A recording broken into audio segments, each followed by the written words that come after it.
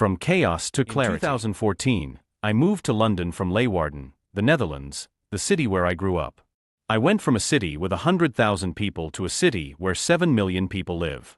Things were harder than I expected, especially when after doing research and talking to my new coworkers, I learned that it was almost impossible to find an apartment in a short period without getting ripped off.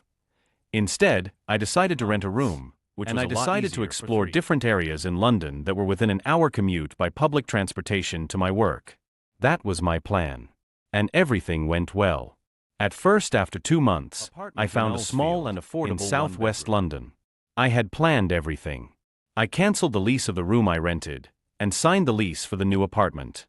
My parents and brother even drove over from Holland to help out, use their car to move my things from the old place to the new place, which were only 10 minutes apart in my mind. This would be the deal. I would just pack up my stuff, get the key to the new place, move into the new place, watch Netflix and relax. Also, I expected to do everything on the same day. Well, things didn't go as planned after all. My new landlady changed her mind last minute and decided not to rent out I planned the move. All of a sudden, I had no place to live and had an SUV full of my things. That night, in my parents' hotel room, I panicked. Big time. I don't know what to do. I have no place over from Holland, and now I'm sitting here like an idiot, continued blaming myself for the rest of the day and evening. You're probably thinking, really?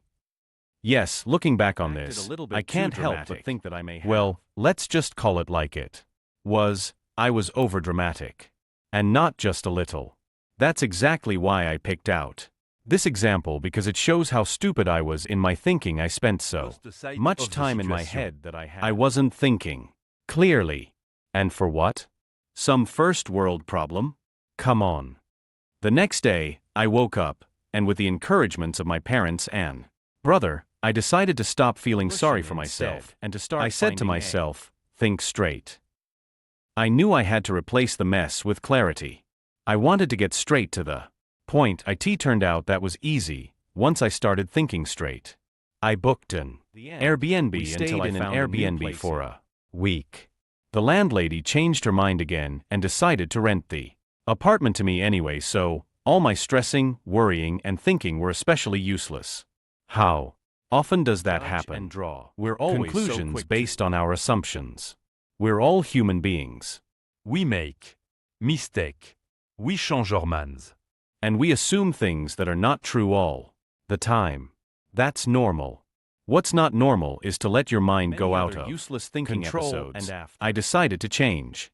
I didn't have one big epiphany or super dramatic moment that forced me to change. Life is not a Hollywood drama. People that I know only change after a culmination of problems at some point. And you know what? A lot of people never change at all. But that shouldn't be our concern.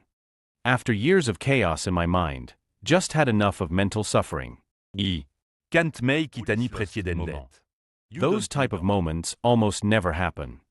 About 2 years ago, I started changing my thoughts. And I've learned to replace the chaos in my mind with clarity. Now, there's peace in the rest of this book. But first, I want to share a brief history of thinking.